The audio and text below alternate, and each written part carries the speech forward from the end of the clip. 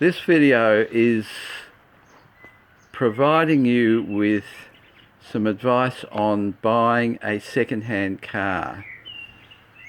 It's basic advice. If you know a lot about cars, this video is not for you. Now, one of the first things you're interested in is, has the car been serviced regularly? Now, here's a little Mazda 2. It should be serviced every 10,000 kilometers. So let's have a look at the logbook.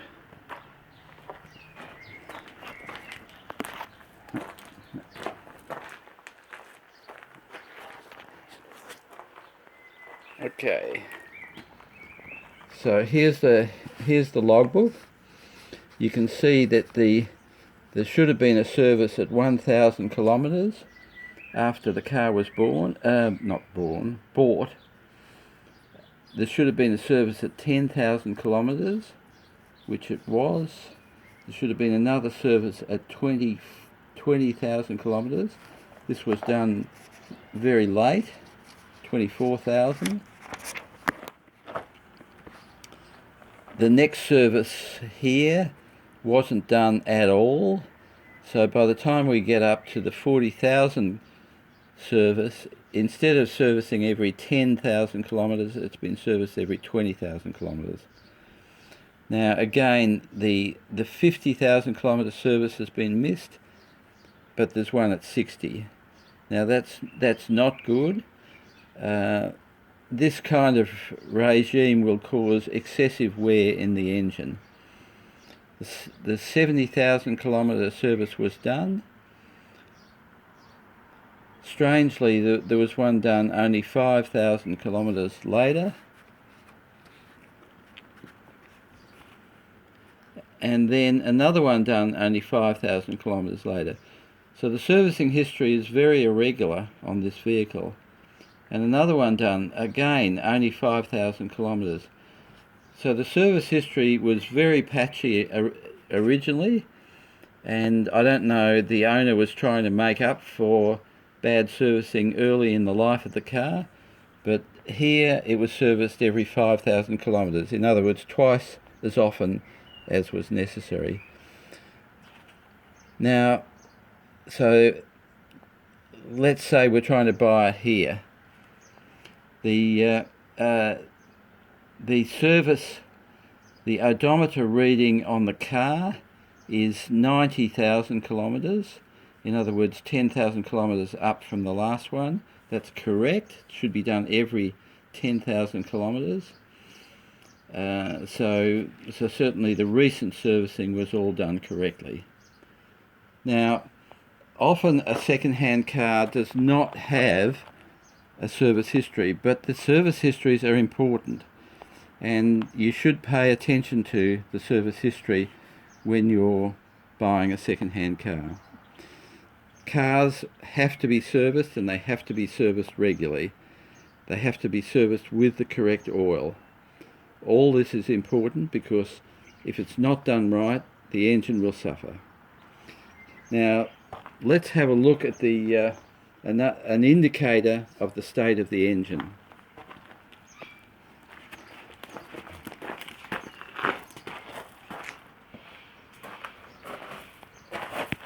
Now, here's the exhaust pipe. Now you can see that the inside of the exhaust pipe is brown it's dark brown rather than black. So let's just see how much soot is accumulated. Now, look, virtually none. So what that tells you, that in spite of the fact that the servicing over the life of the car wasn't good at all, at this stage the damage to the car, the damage to the engine is minimal.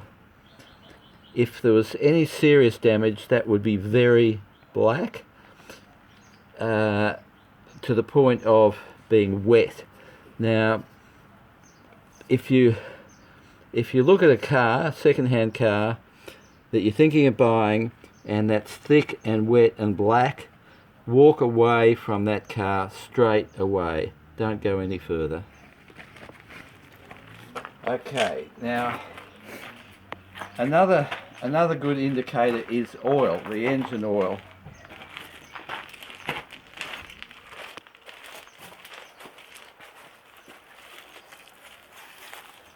Now here's the engine. There are a number of fluids which you need to pay attention to. There's usually fluid in the clutch system if it's a manual transmission. There's fluid in the brake system. There is oil in the sump of the engine, and there is coolant in the overflow container. There's a tube coming from the radiator into the overflow container, and this will have a mark here which says max.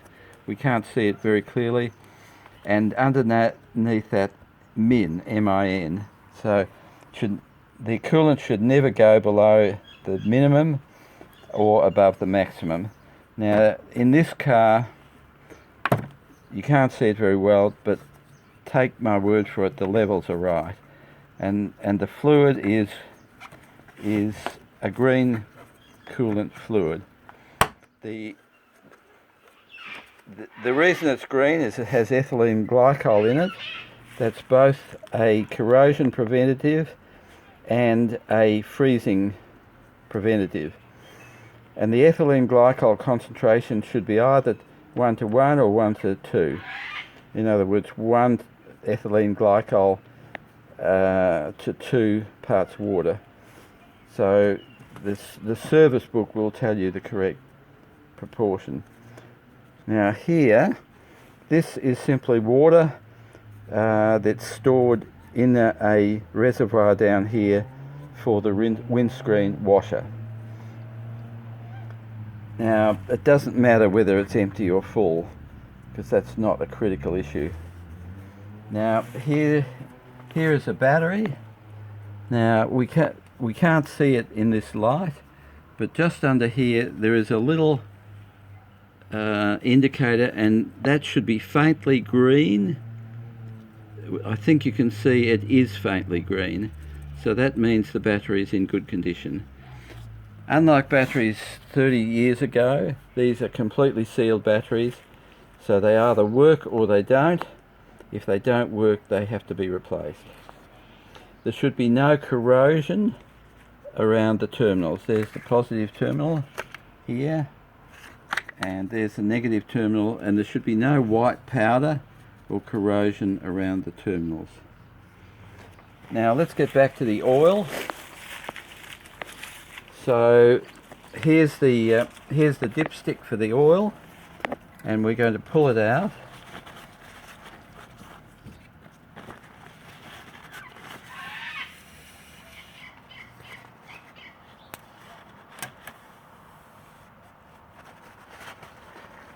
Now let's move to a better light. Now here you've got a little hole, that's the minimum, and this little hole here is the maximum. So the oil level should be between the minimum. It should never be below the minimum, and if it's above the maximum by a small amount, let's say up to say here, that's not a big deal. But if it's hugely overfull, like up to here, that will damage the engine. So it's got to have the right kind of oil. See the service manual, and it's got to have the right amount of oil. So let's put the dipstick down.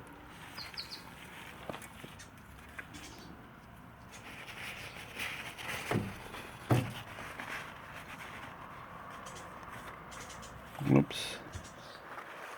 Okay, so the first hole has kind of disappeared because it's got oil in it.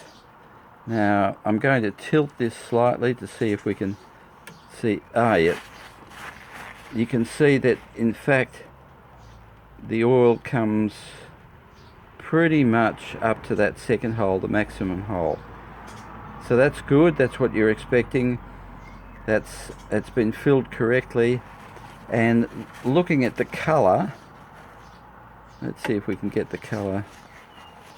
It should be vaguely a thin brown that you can see through. It should not be thick black. So let's just put that, wipe that on the paper. Okay, the colour is a light brown, not a thick black. If the oil is thick black, then the car that you're looking at has not been serviced correctly. So we'll pop that back.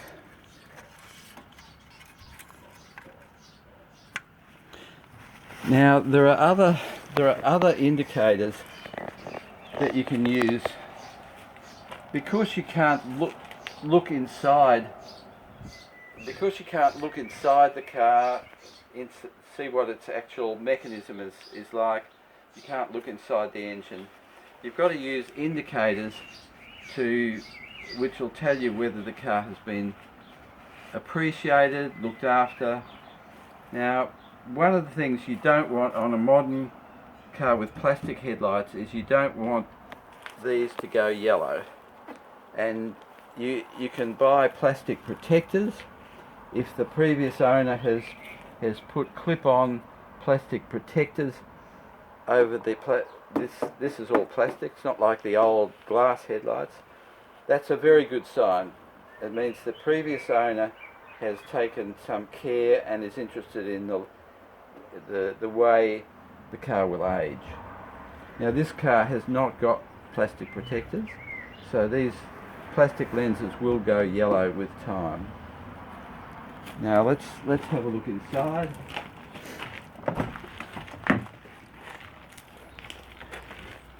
So inside the car there are five indicators that you can use. Let's just go down here. Okay.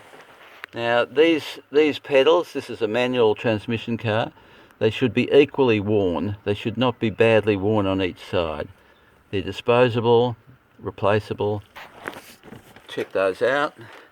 Now, if the previous owner has been proud of the car, now this car actually has two floor mats. There's a carpet floor mat there, and here's a plastic floor mat.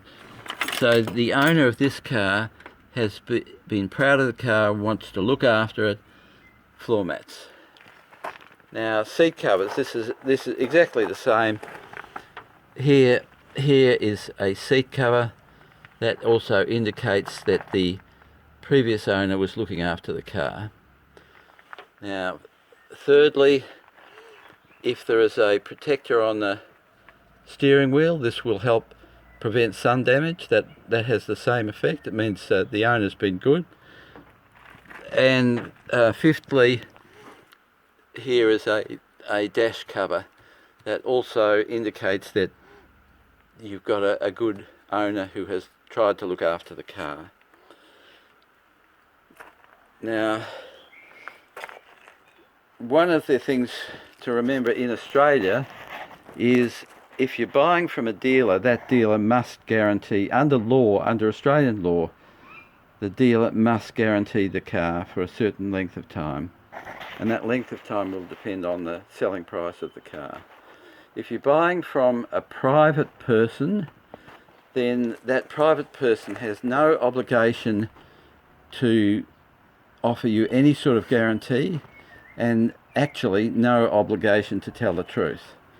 So you have to make an assessment as to whether if you're buying from a private person, whether that person is trustworthy.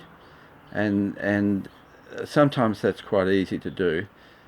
If they're obviously lying about the car, the age of the car or the service history, then you can't trust that person, and my advice would be to walk away immediately. So the last point is about the tyres. Now ideally when you've got a car, it comes with well, in the old days it came with 5 identical tyres. Now often with small cars these days, the spare tyre is completely different from the 4 tyres on the vehicle. And that is the case with this small Mazda. So the spare tyre, which is in the boot, is smaller, lighter than the tyres the car actually uses. So that spare tyre is only for emergencies. A larger car will have 5 tyres, which will all be identical, and they should be rotated. By rotation, I mean that this is the rear driver's side tyre. If you go to a tyre dealer and ask the tyre dealer to rotate the tyres, they will move the position. This will go to the top passenger side. Now rotating extends the life of the tyres. One thing you should look out for is that the tyres should not mismatch. Right, so this one here is labelled ZIEX, and that's the code name, and that is the size of the tyre there. So check that the tyres have they're the same brand, same size, and have a look at the amount of tread. Now this tyre, it's actually hard for you to see, but it has quite a good amount of tread on it. Let's have a look at the other side. Now here we go. It's exactly the same. It's the same manufacturer, the same tyre size specification. It's got the same amount of wear. Now we'll go up to the front of the car. Here we are at the front of the car. Again, same manufacturer, same size, and same amount of wear. Particularly on the front tyres, you need to look for uneven wear, which will mean that the car's wheels are out of alignment. So that's really about it. If you're watching this video and you think that I've left out something important, please leave a comment, and other users of that video, of this video, will pay attention to your comment. Before we leave, we'll go and have a look at another vehicle and just take a quick look at the exhaust.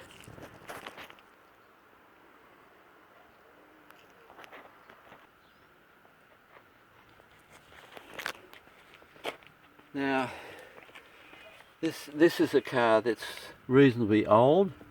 This car's about 25 years old, and we're going to have a look in the exhaust pipe.